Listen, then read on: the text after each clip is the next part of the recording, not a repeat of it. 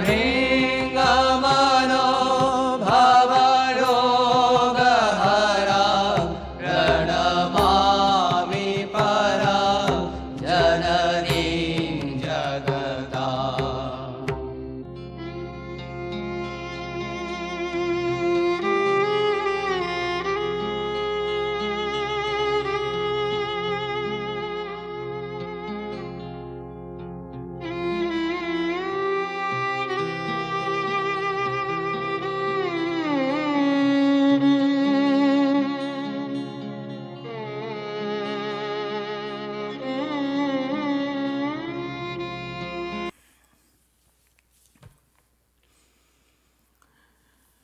ॐ पार्थाय प्रतिबोधितां भगवता नारायणेन स्वयं व्यासेन ग्रथितां पुराणमुनिना मध्ये महाभारतम् अद्वैतामृतवर्षिणीं भगवतीम् अष्टादशाध्यायिनीम् अम्ब त्वामनुसन्दधामि भगवद्गीते भवद्वेषिणीम् यं ब्रह्मा वरुणेन्द्ररुद्रमरुदस्तुन्नन्ति दिव्यैस्तवैः वेदैः साङ्गपदक्रमोपनिषदैः गायन्ति यं सामगाः ध्यानावस्थिततद्गतेन मनसा पश्यन्ति यं योगिनो यस्यान्तं न विदुःसुरासुरगणाः देवाय तस्मै नमः.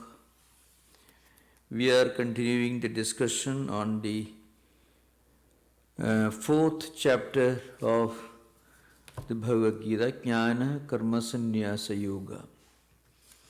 And I think we already started discussion on the 37th verse, which is very important. Yathayidhamsi samidhognir bhasmasat kurude archuna jnanagnir sarvakarmani bhasmasat kurude tatha. The next verse also is somewhat related to the 37th one. Nahi jnanena sadrisham pavitramika vidyati tatsvayam yogasam siddhik kalena atmani vindati. So the three verses, 36th, 37th and 38, these three verses together, they bring out the importance of jnanam. What is jnanam?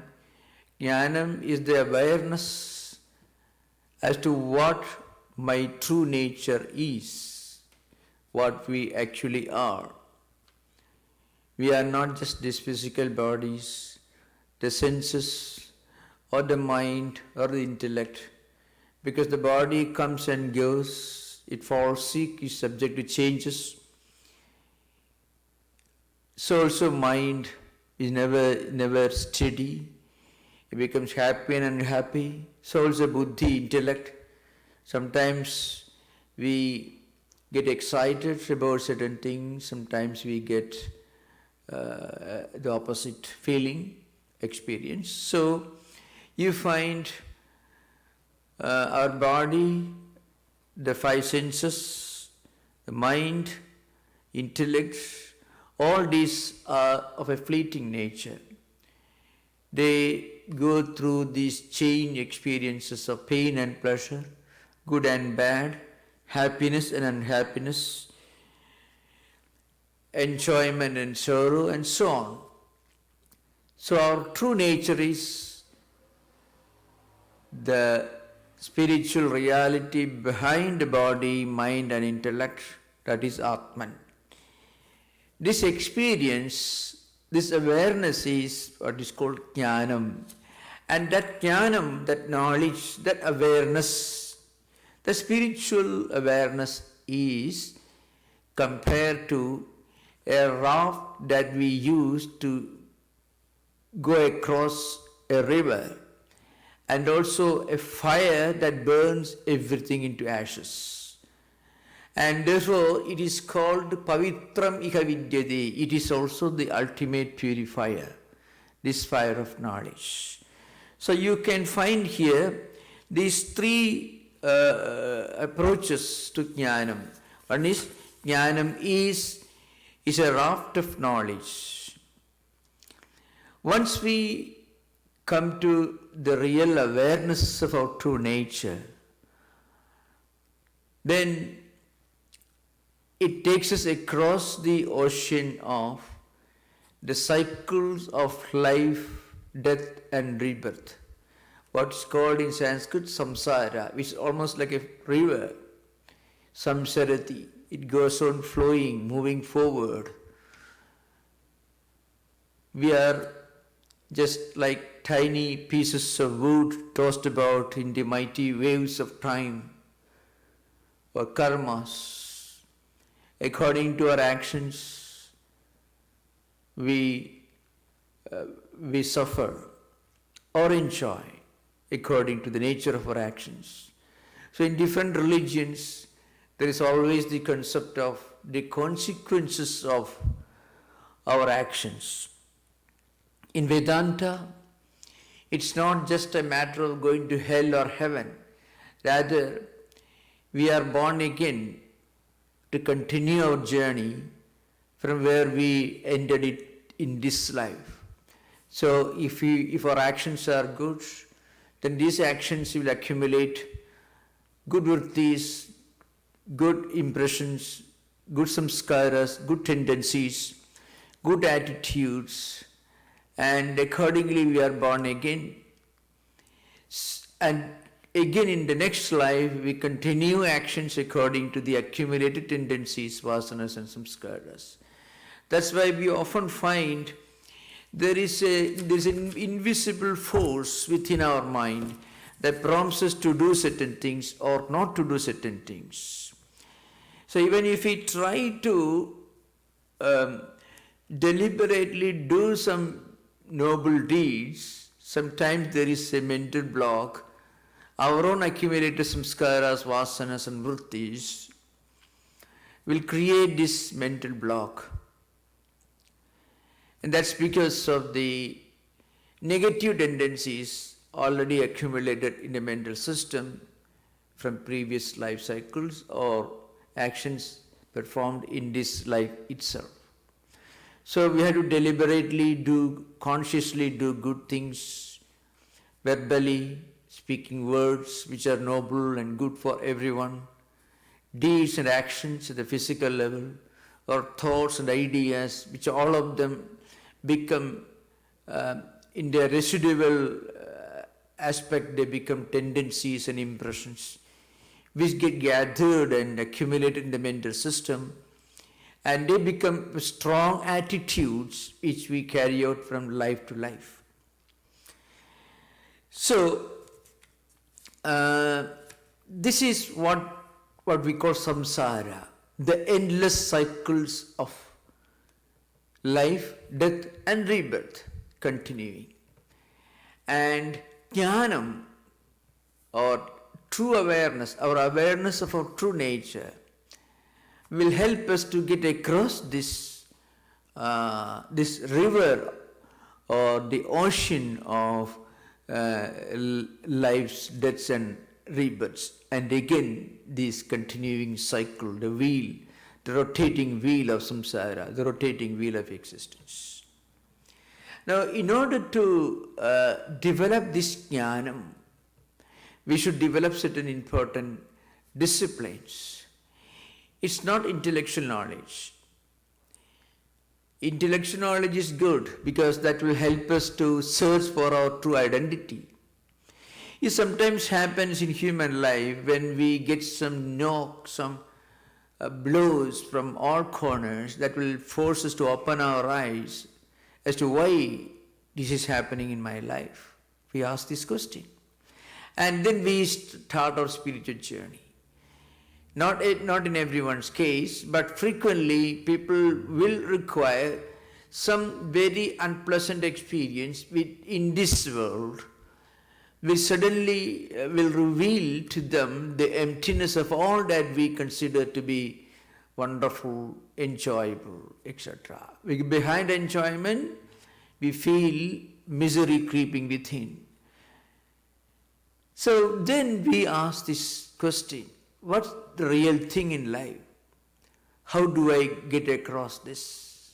So this is the beginning of a spiritual journey. In Vedanta we call it sadhana chatushtayam, 4 important disciplines. In Sanskrit it's called nitya anitya vastu viveka, ihamutra phala bhoga viraga, samadhi sarka sambati, mumukshutvam. These are 4 disciplines. First, we try to understand what's the thing that really matters in our life. Once we change our priorities, once we change our own conception, our own notion of what really matters, what is really significant, and once we try to put a higher ideal and a higher transcendent spiritual ideal as the ultimate thing, as the really the really significant thing in our life, what really matters, then we will be able to reprioritize. We put a new set of priorities in our life, and once we develop a higher ideal as a guiding light for all our actions and thoughts, then that's the beginning of spiritual journey. And then naturally we develop certain disciplines like self-restraint, discard for things which are spiritually insignificant, which are essentially negative in their results. We try to avoid doing things which we know to be full of problems, which we know to be potentially dangerous, harmful. That discerning wisdom is the next stage. First, a clear understanding of what really matters, what is the real thing we should care for, and then a sense of renunciation, sense of discard for those things which may not be conducive to spiritual life. And then a set of disciplines like self-restraint, moderation, concentration, sense control. All these are automatically bound to follow. And eventually we develop a strong aspiration for spiritual enlightenment. When we feel that there is something higher that is to be sought after, then we develop a desire for spiritual enlightenment. In the life of Buddha, this happened when he was 28 years old. You can find this frequently happening in the lives of great saints, Saint Augustine, Saint Thomas Aquinas, and also in Indian tradition, there are scores of saints, holy men and holy women, who at some point of their life developed this strong urge for going beyond the worldly life, beyond worldly experiences.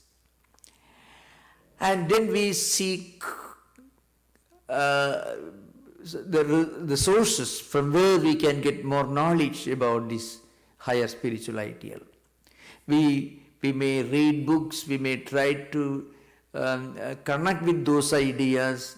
It goes Sravanam, reading, connecting with those ideas. Then we do concentration, we try to internalize those ideas. This is how we begin the spiritual journey. And at some point in this life, or according to Vedanta, in next life, we will certainly reach a level of spiritual evolution where we become aware of our true nature, our true transcendental spiritual identity. Then what happens, this spiritual awareness will start acting as a raft, as a boat, lots of wood, timber tied together, which will help you to keep afloat or maybe helpful to you to get across a river. So that's why the text tells you, Abhichedasi pabebhya sarvebhya papakritamaha sarvam jnanaplavenaiva vrujinam santarishyasi. So whatever may be the wrong actions, the sinful deeds you may have committed, this jnanam, this true identity with our own true nature will help us to get across this world of continuing lives, deaths and rebirths, the wheel of samsara as they call in Buddhism and also in Vedanta. One important thing that's required is, whenever we try to feed our mind with a great idea, we must try to go deeper into it through mananam, through concentration, and try to internalize those ideas. And those ideas will go deeper into our system, and then they will have a purifying effect on our attitudes. So once we really become aware of our spiritual identity, once we become aware of our true nature, once we become aware of our transcendental spiritual nature, then what happens? Our actions, our thoughts, our words, all will become pure. They become essentially good for ourselves and good for others. Consciously we won't be able to do anything wrong, anything harmful to others. Once we become aware of our transcendental nature, then it becomes a purifying agent. So that is the essence of 36th verse, where the text tells us that this awareness, this realization of our true nature, that we are the Atman, that's not in need of any physical enjoyments, that is not searching for physical enjoyments. And then what happens, once we become aware of this, we will have a new approach, a new attitude towards what we do. That's called Swadharma will become our ideal. A person who becomes aware of his transcendental spiritual nature cannot consciously do anything that is negative, that is harmful to himself or to others.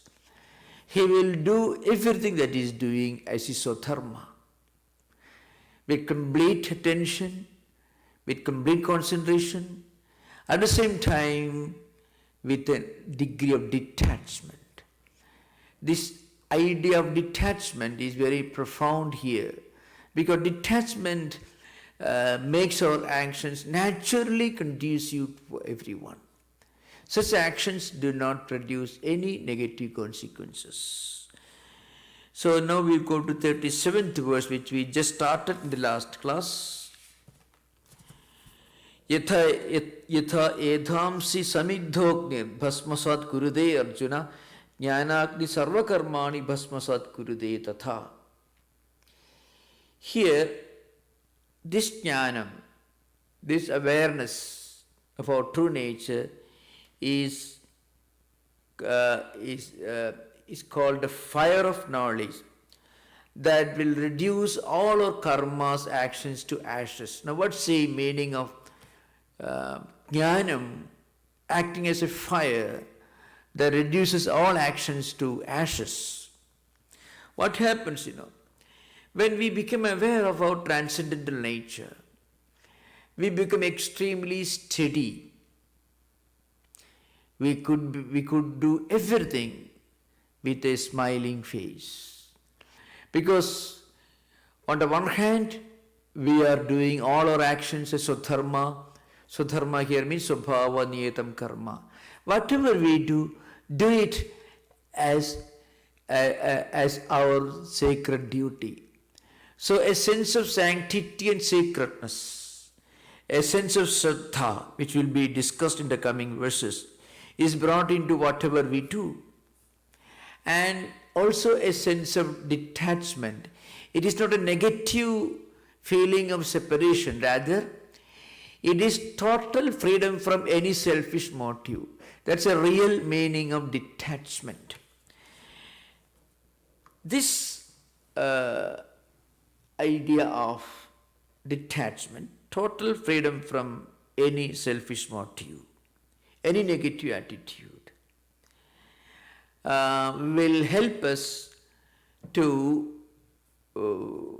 be totally free from the bad consequences of our actions. Actions have one problem. No action can be completely pleasant. That's one major problem with the actions. We may be doing certain things with all noble motive, without any selfish idea in mind, with all our attention. This happens in our life frequently. You may be serving somebody, you may be helping somebody, you may be assisting somebody, with all attention, without any selfish motive. But the other person may have a different approach to your service, your attitude. Frequently, many people reciprocate. They also become grateful, they understand, they reciprocate to your attitude. But this doesn't always happen, because that kind of mathematical principle doesn't operate in the world of life, in the arena of life. The logic of mathematics and physics and science, 2 plus 2 is always 4, it cannot be anything else. That logic does not operate in real life. That's a major problem. If our life followed the logic of mathematics, there will be no scope for philosophy, there will be no scope for mysticism, there will be no scope for spirituality. Because the logic of mathematics and the physical world does not operate in real life. Rather, in life there is a different set of logic. There is always a degree of indescribability, a degree of the unknown, the inexplicability, unpredictability, the fear of the unknown in life. So I give the example. You find many cases in the lives of great men. Jesus Christ himself, he was a great man who served humanity, who did only good things for others. But what was his fate? From a worldly point of view, he suffered a lot. He was crucified. You find this happening in the lives of many great saints. Not always. It depends upon the culture or the social conventions prevailing upon in the society where these great men or women are born. So you can find this paradox. In real life, in the life of common people also, we come across this very interesting paradox. There are many great men and great women who have done so much of good for others without any selfishness, without any selfish motive, but they suffered. So, that means there is an element of unpredictability about it. So the point is, this makes us think as to what is the real logic that operates in life. If actions alone, if good actions alone could produce the expected good result, which never really happens, or at least frequently never happens, if actions could always produce a predetermined result, then there will be no problem. So that means actions by themselves are unpredictable, imperfect, and do not really follow the logic of human intelligence, human intellect. That means actions can never be really perfect. We may be doing certain things which may be very good for many but may not be good for others. And we may be doing a lot of good things, maybe at the beginning may be good, but in course of time it may turn out to be bad.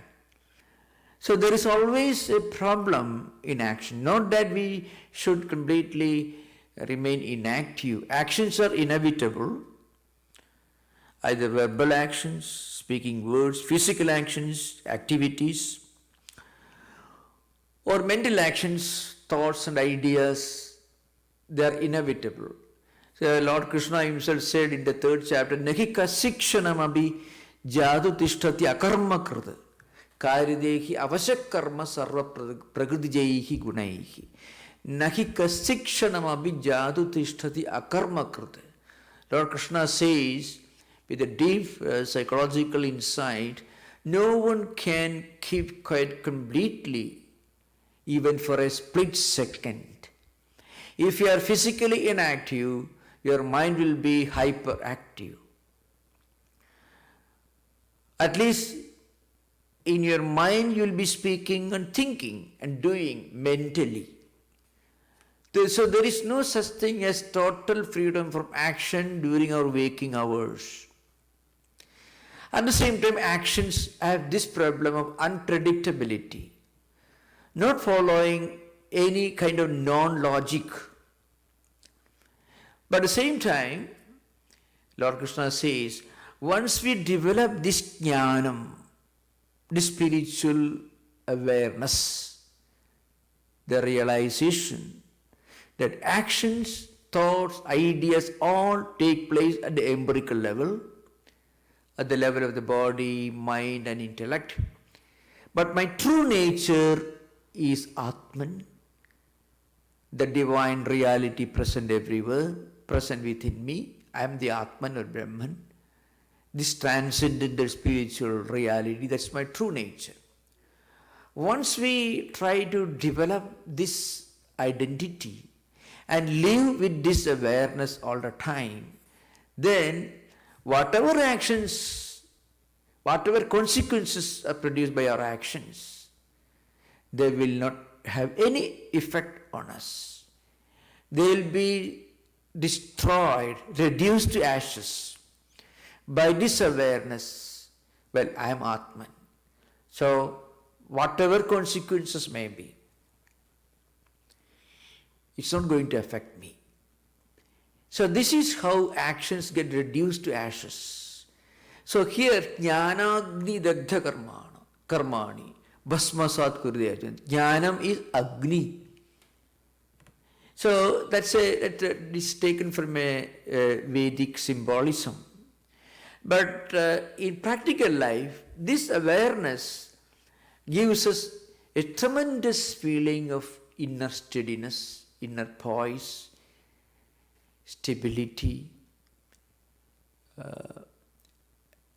an ability to look at everything with a sense of balance, equanimity of mind.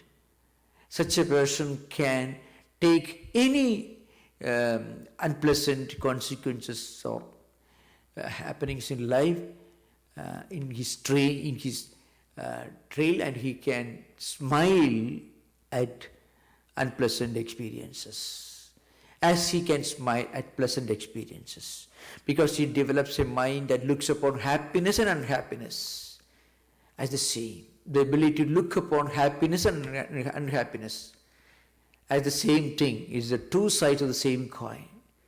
They are equally important parts of the same coin. So you are able to look beyond. So your perspective is a transcendental perspective, not worldly perspective. From worldly perspective, when you are faced with a difficult situation, then you are shocked, you are devastated. And when you are going through a happy situation, you are extremely happy from a worldly perspective. From a transcendental spiritual perspective, happiness and unhappiness are coming and going. They constitute a part of our life, the game of life, coming and going. If you have one side of the coin, you should remember you should have another side of the coin also. So you are able to look upon both with the same equanimity of mind. You are not shocked when you see one side of the coin, which may be unhappiness, and you are not overjoyed when you see the other side of the coin of life, which is happiness. You are not overjoyed by that. So this transcendental perspective is the outcome of Jnanagni. It's called Jnanaplava and Jnanagni. On the one hand, this Jnanam is a raft. It's a boat that takes you across the ocean of samsara, because you remain unaffected by the ravages of time, by the paradoxes, conflicts of experiences, pleasant and unpleasant experiences. You are no longer just a tiny boat that is tossed over in the mighty waves of fate or destiny, whatever it is. Rather, you are able to stay away from the mighty waves of time. You are able to look upon your own life as a witness and remain unaffected, and with a steady wisdom, sthita prajna as we call in the second chapter of the Gita, you are able to watch your own life as a drama unfolding in front of you as a witness. But the symbolism is taken from Vedas. So, he says Homa, sacrificial fire. The Homa itself has an element of sacrificial aspect about it. So, in ancient times, during the Vedic times, they used to perform Vedic sacrifices. Now also, frequently in many places, it is continuing in India. We have to remember, during the early Vedic period, maybe around 6000 BC, there were no temples in India or Hinduism. And there was no image worship either. So, religious practices mostly consisted of different kinds of meditation, which is called upasanas, or sometimes in addition to certain intellectual practice called vidya upasana, and also these Vedic rituals, homa sacrifices. So the sapta havir yajnas and sapta soma yajnas, total 14 kinds of homa sacrifices.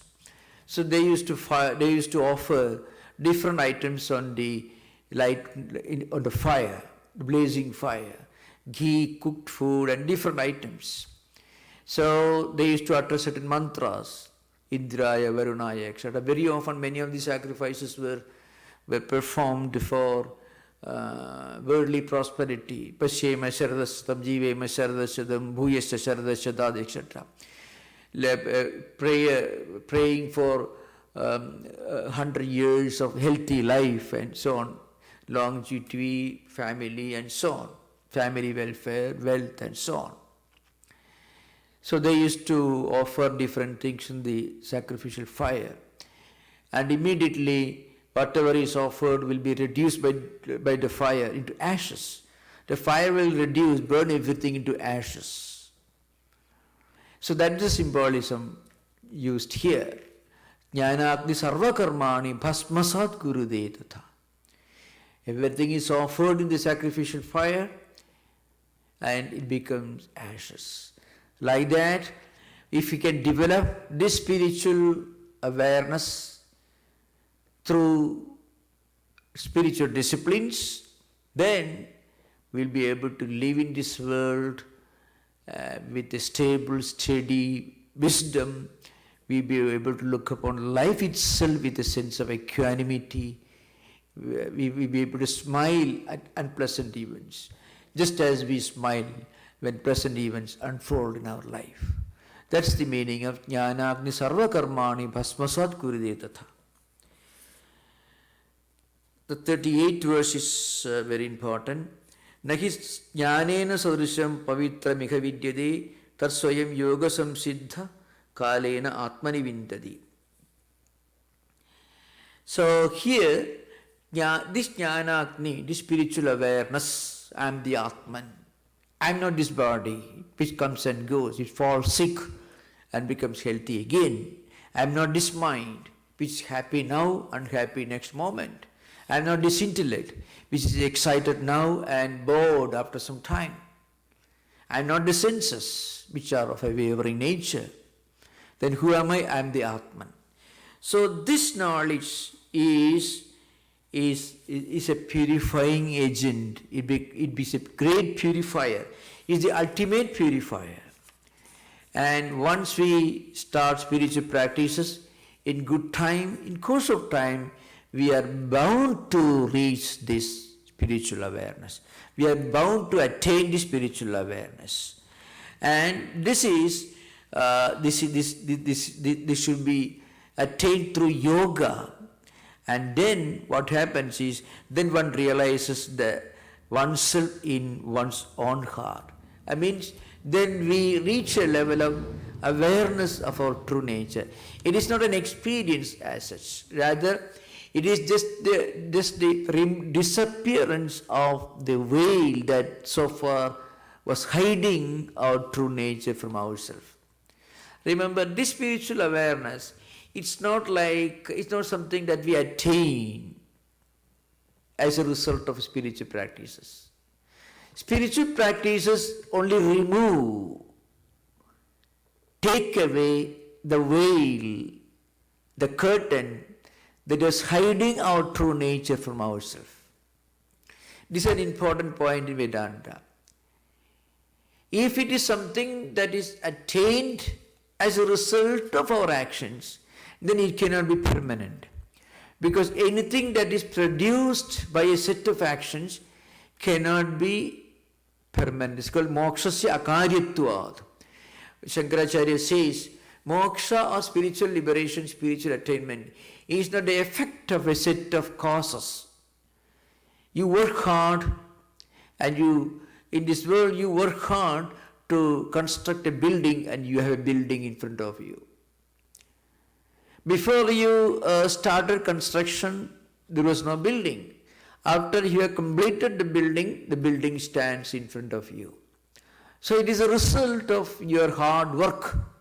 You went to the forest, have brought the timber, and you worked hard for several weeks, and as a result, you have constructed a building. You built a building. So, spiritual perfection is not like that. We are actually perfect even before we attain this awareness. Attaining this awareness only means removing the veil, the curtain that was hiding it from ourselves. So the Patanjali Yoga Sutra gives an example. So Patanjali says, all spiritual efforts are only meant to remove the obstacles. So he gives a very graphic picture. Suppose there is a field and you want to irrigate the field by bringing water from a nearby river or a pond or a well. So there is a distance of half a mile between the pond or river and the field. So you have to cut a canal. What does it mean? You remove a lot of earth. And then once you remove the earth, on that line, along a particular distance, half a mile, then you get a canal with some instruments. You just dig and remove the earth from that part. And then you go to canal. And then the water starts flowing from the river to the to the field.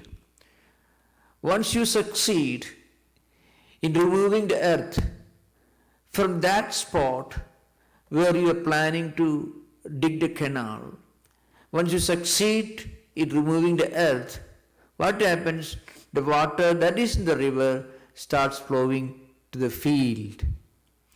So actually you did not cut the canal. What you did, you just removed the obstacle. The obstacle was the earth that was there along the route on the spot where you cut the canal. Like that, in spiritual life, we remove our own misunderstanding as to our own nature. We wrongly assume we are just this physical body. We wrongly assume we are just this mind, wavering mind. That's why when something unpleasant happens, something that is unhappy, that is potentially unhappy, takes place, then suddenly we become very much shocked. We get devastated because we identify ourselves with our mind. The slightest pain in the physical body makes us devastated because we identify with our body. Once we de-identify ourselves with these body, mind and intellect, when we succeed in identifying ourselves with our transcendental spiritual nature, then what happens? We have removed all these obstacles. We are removing the veil, the curtain that was hiding the truth from ourselves.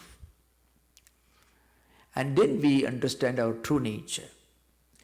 So that awareness is a great purifier. Because so long as we identify ourselves with our body, there will be all kinds of, our body itself is not very clean, except on the surface. And the inside, there are many things that we may not like. If it comes out of the body, we wash our hands. It means it's not so very clean. So also our mind, which is happy and unhappy sometimes. Sometimes suddenly get disappointed. You're also going through these mutually conflicting experiences of happiness and unhappiness, pain and pleasure, profit and loss, good and bad, and so on. So at the bodily level, at the intellectual level, at the mental level, there is always an element of unsteadiness. And that unsteadiness is actually not very good. It unsettles our mind, our life. So it is not, it should be got rid of. And the spiritual awareness is the ultimate purifier. Once we identify ourselves with this infinite pure consciousness, which is our true nature, I am the Atman. Once we realize this, then what happens? You feel a kind of inner serenity and peace and real happiness. So real happiness should be understood properly. Real happiness is not a state of permanent. It's a permanent state. In the sense, real happiness is not the absence of unhappiness. Absence of unhappiness is a temporary state. Because absence of unhappiness can quickly become presence of unhappiness.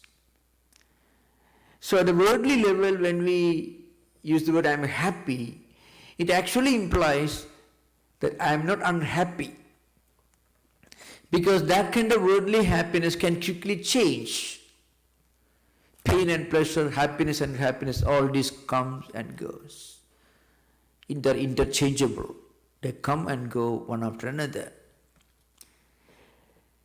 So once this identification, once we are able to identify ourselves with the infinite pure consciousness, I am the Atman.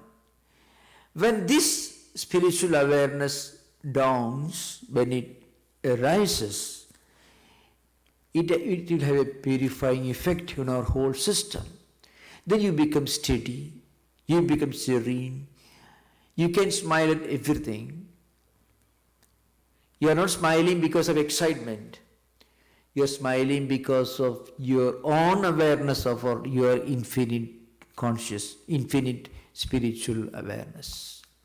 So Atmanne Atmana Tushtaka Sthita Prajnastadochide. In the Gita, in the second chapter, we have already discussed this.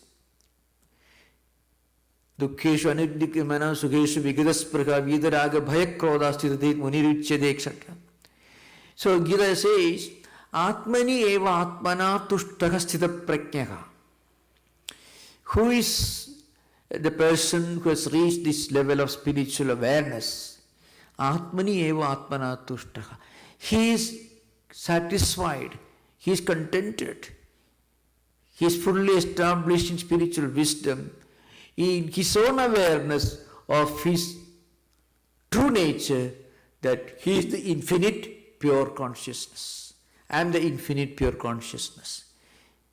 This awareness itself makes you happy in a transcendental way.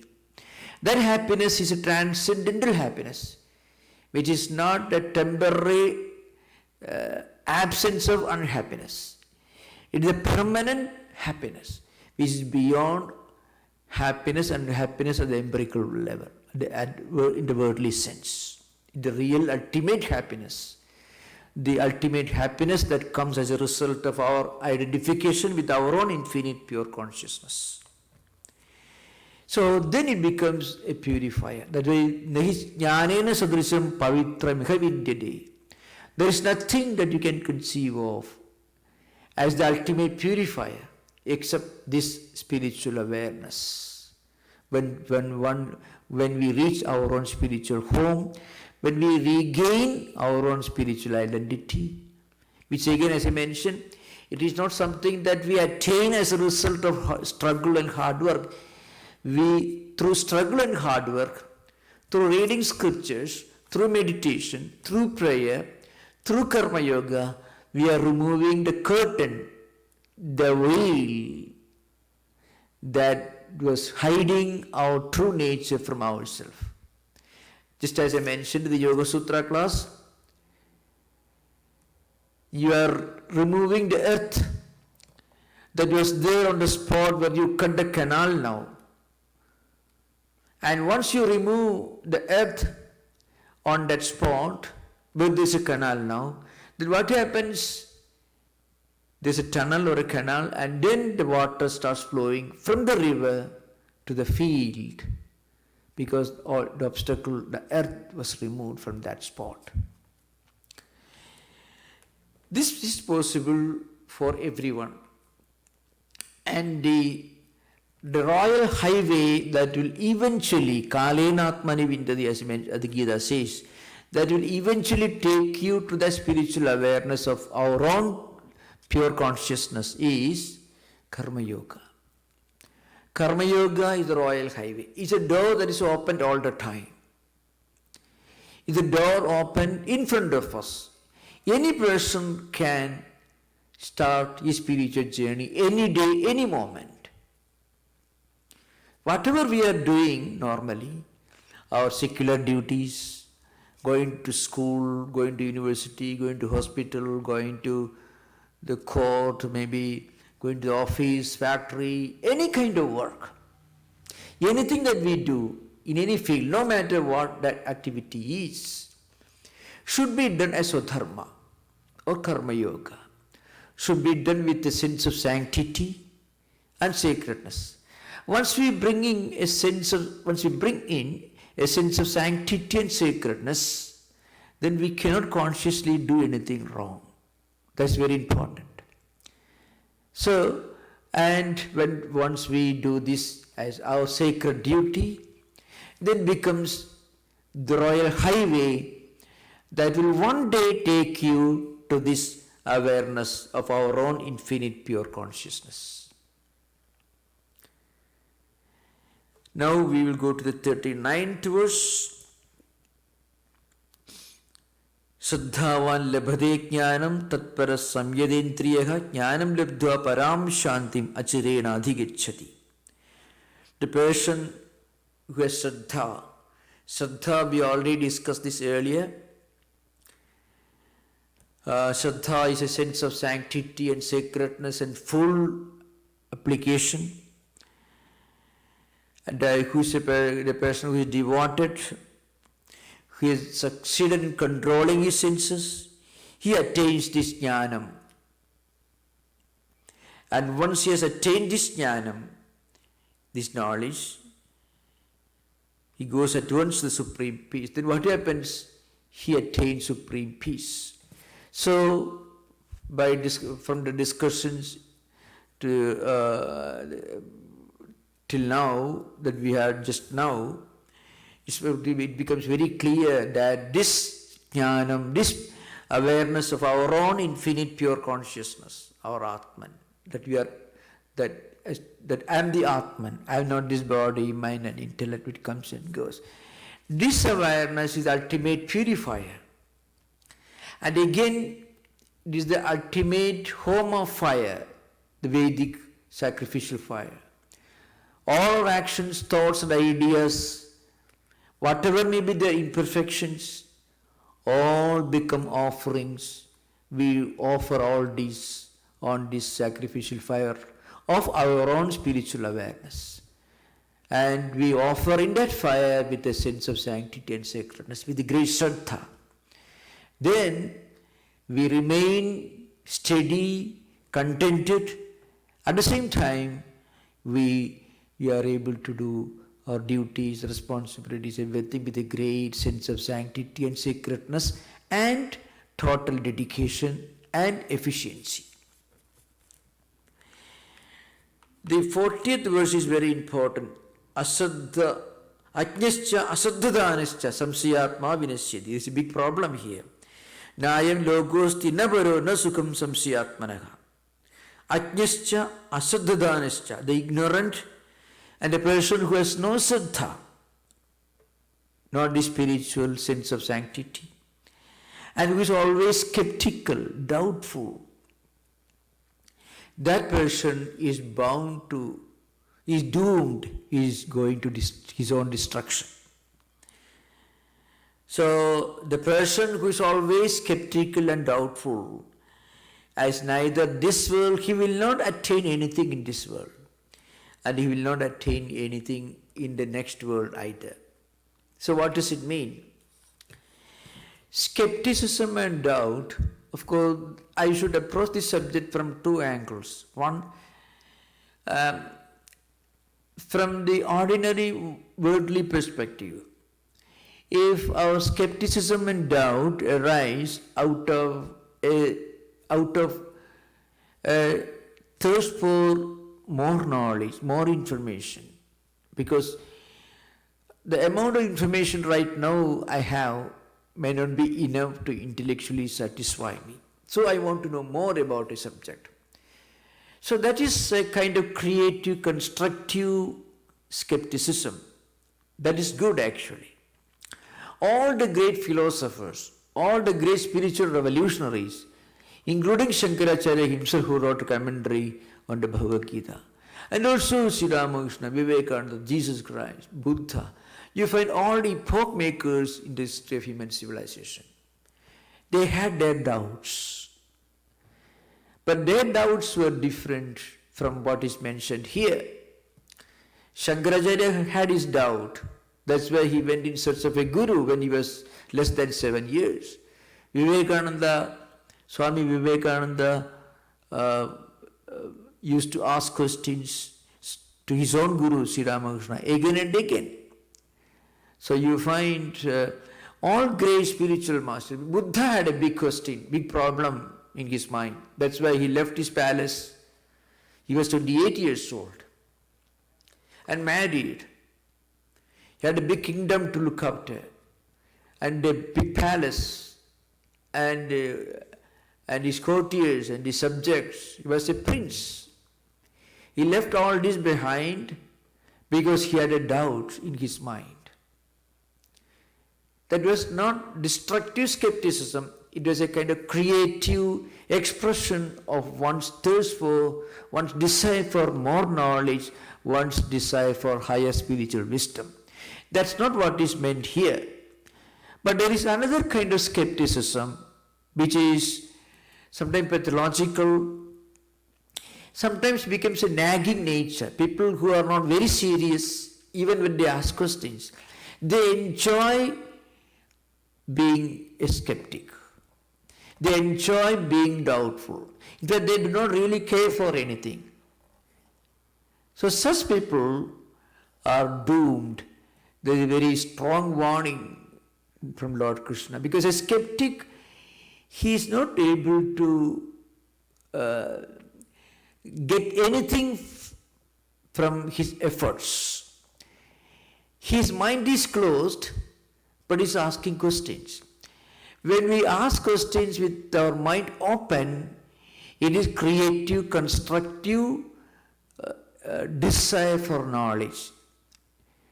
Out of such great spiritual seekers, we have got great prophets.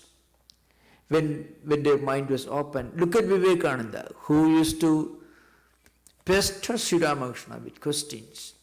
And Sri Ramakrishna, the great teacher, he enjoyed by talking to Vivekananda, who was an agnostic when he was a college student. From that, he became the greatest champion of Vedanta in modern times. So that is one kind of doubtfulness, that is creative and constructive. But because Vivekananda's mind was open, so Sri Ramakrishna could convince him, and once convinced, Vivekananda had no doubt. His doubt came to an end. It's like a straight line, it stops somewhere. But skepticism, this negative skepticism, is like a wheel. It goes on rotating and never comes out of it. And again, constant doubts. So Sri Krishna says, Ajnascha, the ignorant one, and also those who have no Shraddha, and also who are always doubtful and skeptical. Vinasyati, they get spiritually, they get lost, they are doomed. So, that's a very important verse here, because maybe because of our modern education, where our ability to concentrate on a great idea and contemplate on a great idea, internalize a great idea, and then try to practice accordingly with a creative, constructive mind, keeping the ability to ask questions, but with an open mind. Well, that's very important. Maybe in modern times, the ability to do this is slowly being eroded. So that's a different thing. Now we are coming to the next one. Yoga sanyasta karmanam jnana samchinna samsayam atmavantam na karmani nibagdandi dhananjaya. We will discuss this verse in the coming session, the next session. Thank you. Namaskar. Om Shanti Shanti Shanti Harihi Om Tat Sat Sri Ramakrishna Arpanamastu.